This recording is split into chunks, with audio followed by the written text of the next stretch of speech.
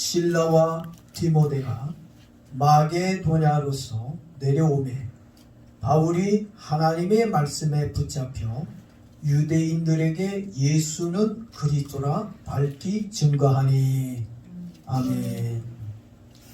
네, 오늘 은혜 받을 말씀의 제목입니다. 여러분은 무엇에 붙잡혀 살고 있습니까? 이런 제목인데 제목을 따라합니다. 여러분은 무엇에 붙잡혀 살고 있습니까? 사람들이 사는 모습을 보게 되면 각자 자기가 좋아하는 것에 붙잡혀 살고 있는 것을 보게 됩니다. 노름을 좋아하는 사람을 보게 되면 재산을 다 탕진하면서까지 또 이제 나 그만 도박 그만해야지 결심했고 손까지 잘랐는데도 도박에 붙잡혀 사는 사람을 봅니다. 술 좋아하는 사람은 365일 매일같이 술에 쩔어 삽니다.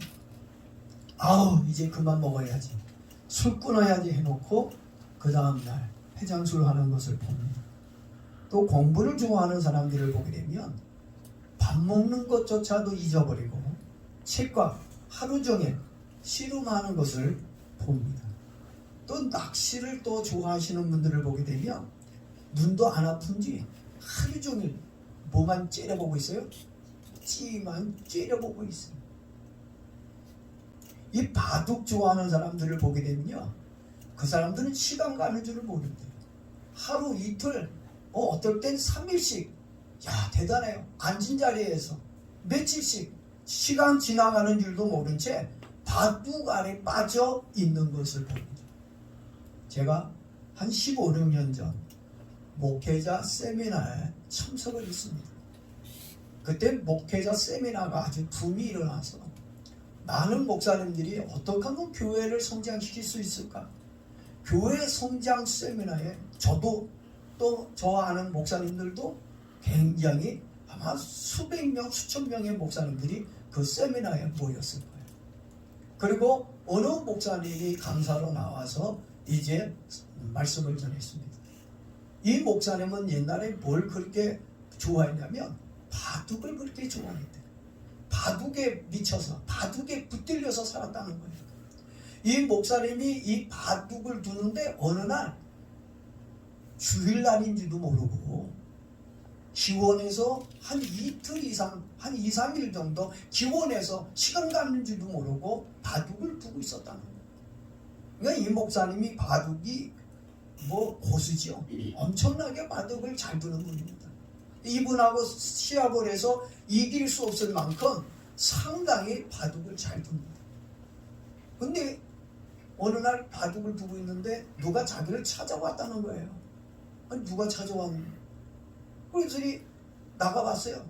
나갔더니 그 교회 장로님이 목사님 오늘 주일입니다. 그 교회 장로님이 목사님에게 찾아온 거예요. 아무리 기다려도 예배 시간 다 돼가는데도 목사님이 안 오니까 야 우리 목사님 이 기원에 있나 보다. 그래가지고 아니나 달러 기원에 찾아갔더니 꾀죄죄한 모습으로 바둑을 두고 있는 거예요.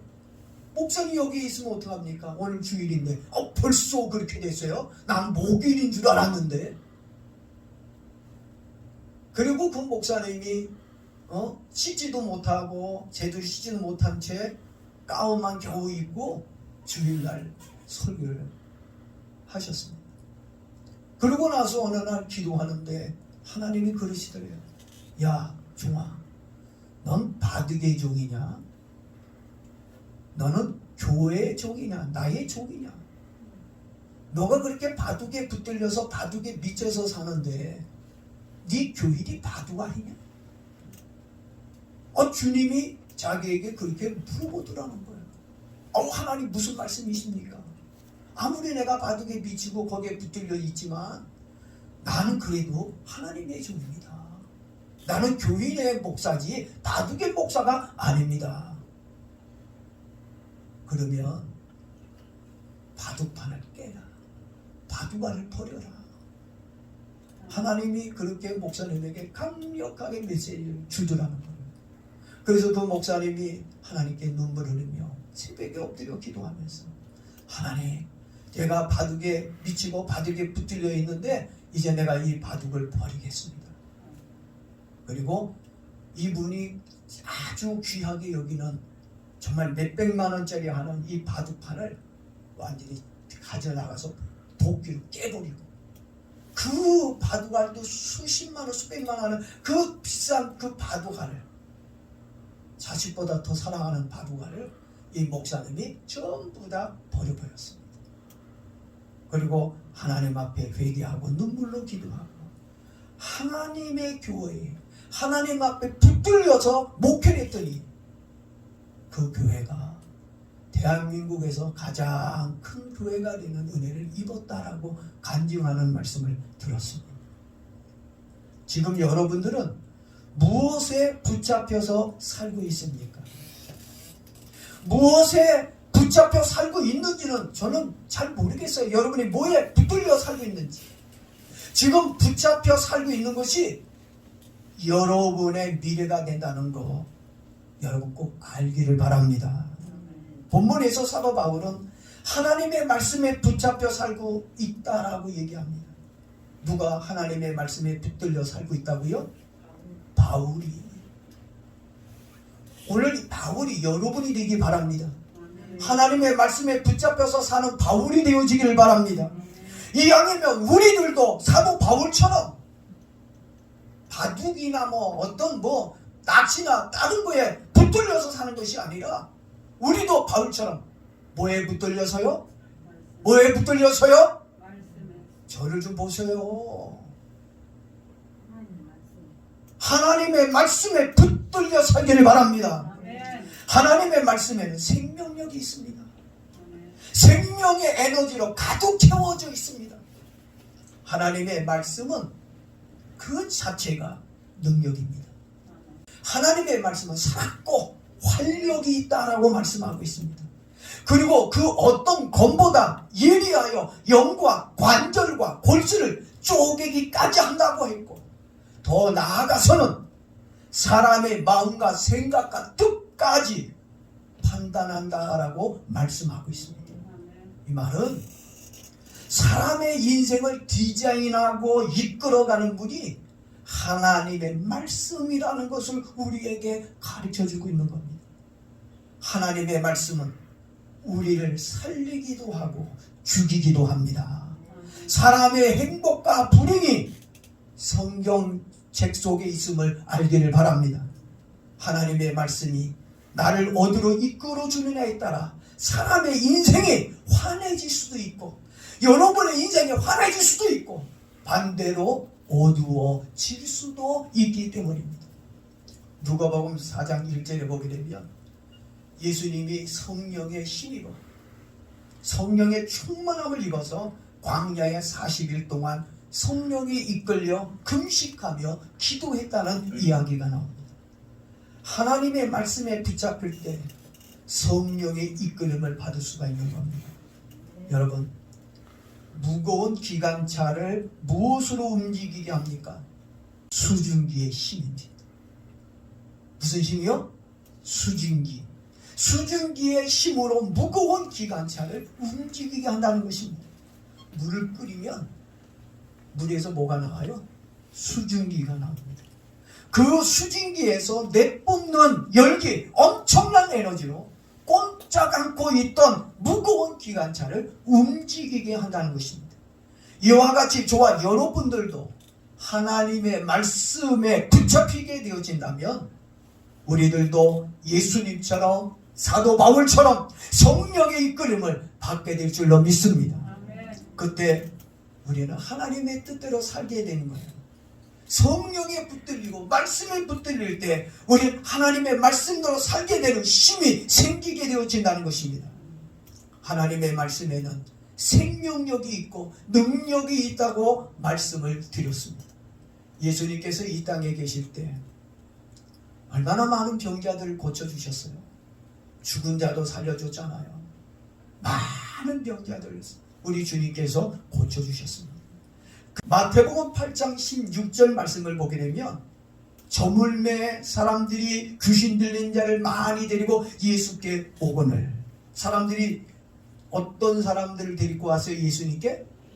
귀신 들린 사람들을 예수님께 데리고 왔어요.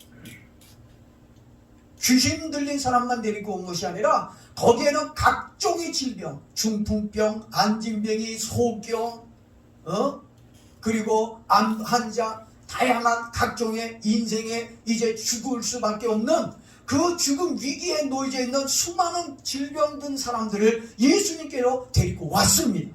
이렇게 예수님께 오거늘 예수께서 말씀으로 무엇으로? 말씀으로 예수께서 말씀으로 귀신들을 쫓아내시고 병든 자들 다 고치시니 그랬더니 우리나라의 최고 높은 사람이 목사님들을 앉혀놓고 교회는 마음의 영역이다. 교회는 와서 위로받는 곳이지 고침받는 곳이 아니다. 방역이나 치료하는 영역은 과학이 있는 것이다. 이렇게 얘기했다는 겁니다. 맞는 얘기인가요? 제가 볼 땐 그건 틀리는 얘기예요. 교회를 몰라서 그렇고 하나님을 몰라서 하는 말입니다. 교회는 마음의 위로를 얻기 위한 곳이 아닙니다. 물론 교회 오면 마음의 위로도 주십니다. 우리 주님의 평강도 주십니다. 그러나 교회 오는 거는 마음의 위로를 받기 위해서 오는 것이 아니에요. 물론 교회가 마음의 위로 주는 것으로 끝난다면 그건 교회가 아닙니다. 교회는 고침받기 위해 오는 것입니다. 교회는 치료받기 위해 오는 것인 줄로 믿습니다. 하나님은 망가진 우리의 인생을 고쳐주시고 치유해 주시는 분이십니다. 교회가 어떤 곳인지 무엇을 하는 곳인지 분명히 알고 있어야 합니다. 여러분 귀신 들린 자가 있습니까? 데리고 오십시오. 병든 자가 여러분 주변에 있습니까? 주저하지 말고 치유의 교회로 데리고 오기를 바랍니다. 하나님의 말씀을 듣게 되면 하나님의 말씀이 치료해 줍니다. 교회는 치료하는 곳입니다.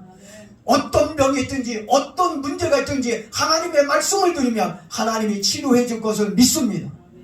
로마서 10장 17절 말씀에도 보니까 그러므로 믿음은 들음에서 나며 들음은 그리스도의 말씀으로 된다 하고 있습니다. 하나님의 말씀을 듣게 되면 뭐가 생깁니까? 하나님 말씀을 들으면 믿음이 생겨요. 하나님 말씀 들을 때 믿음 생기기를 바랍니다. 치료가 된다는 믿음, 건강해진다는 믿음, 부유해진다는 믿음이 생기게 될 때 치료도 기적도 일어나는 줄로 믿습니다. 마태복음 8장 8절 말씀을 또 보게 되니까 로마의 백부장이라는 사람이 나오는데 이 로마의 백부장이 예수님께 나와서 간청을 합니다. 예수님, 우리 집에 화인이 많이 있는데 그 화인 중에 좀 나이가 있는 사람이 중풍병에 걸렸어요. 움직이지도 못하고요. 이 곧 보니까 곧 죽을 것만 같은데 예수님, 내 하인의 중풍병자를 좀 고쳐주세요. 들으니까 기특해. 자신의 문제를 가지고 온 것도 아니고 자신의 자녀들 질병을 놓고 치료해달라는 것도 아니고 정말 하인은 일종의 그들에게 그 당시 그들에게는 물질과 같은 거예요. 쓰다가 망가지면 버리면 그만이에요. 아니면 내다 팔면 그만입니다. 근데도 불구하고 쓸모없는 하인이 중풍병으로 고통받고 있는 것을 알고 자기에게 찾아와서 치료해달라고 간청을 하니까 예수님이 그래? 그럼 내가 가서 치료해줘야지. 걱정하지 마. 갑시다. 그리고 앞장서세요. 집에 갑시다. 그랬더니 백부장이 뭐라고 얘기해요? 예수님, 그 먼 곳까지 예수님 안 오셔도 돼요. 하인에게 와서 그 하인의 병 위에 손을 얹고 기도 안 해주셔도 지금 이 자리에서 예수님께서 내 하인이 나았다. 내 하인이 병이 깨끗해졌다. 주님께서 그렇게 말씀만 한마디만 해주신다면 내 하인의 중풍병은 깨끗이 나을 거라고 저는 믿습니다. 주님이 말씀만 하시면 낫겠다고 하는 믿음이 있었어요. 확신이 백부장에게 있었다고 하는 것입니다. 그 말을 들은 예수님께서 내 믿음대로 되리라. 내 하인이 병에 깨끗해졌다고 주님은 말씀하셨습니다. 그리고 집에 갔더니 하인이 주인님 오셨어요. 할렐루야. 건강한 모습으로 옛날 튼튼해진 모습으로 맞이하고 있었다고 하는 것입니다. 하나님의 말씀이 백신입니다. 지금 백신 맞아가지고 많은 사람이 죽고 있어요. 부작용 때문에. 하나님의 말씀 부작용 없습니다.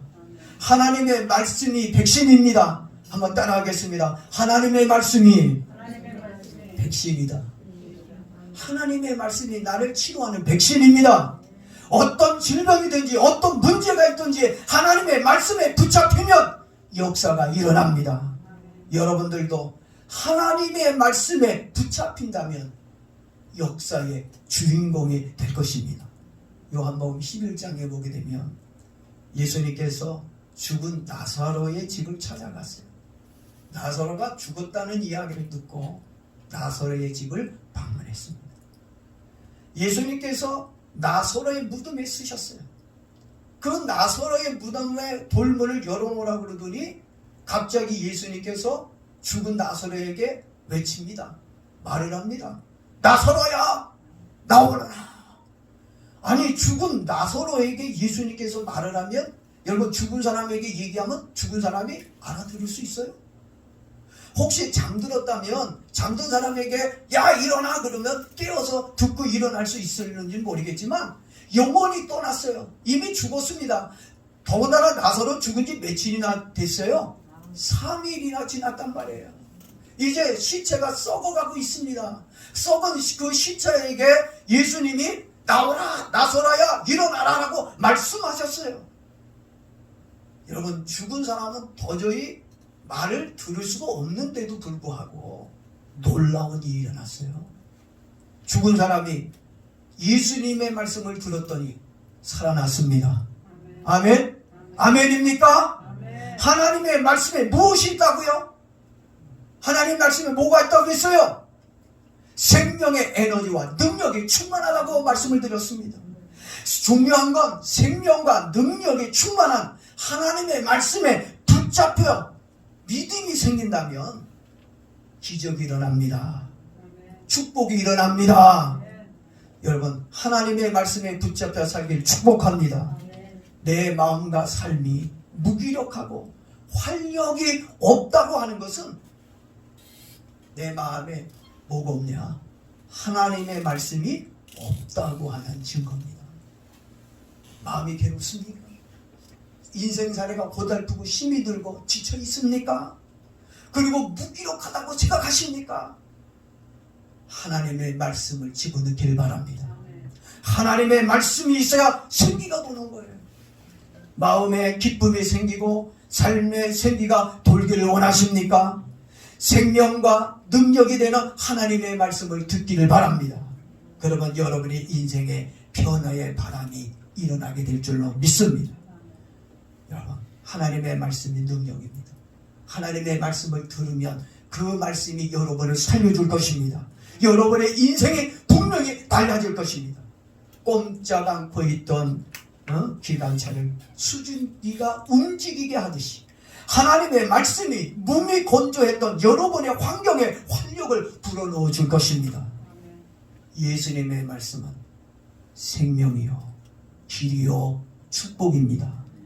하나님의 말씀에 붙잡혀 사는 저와 여러분에게 축복합니다.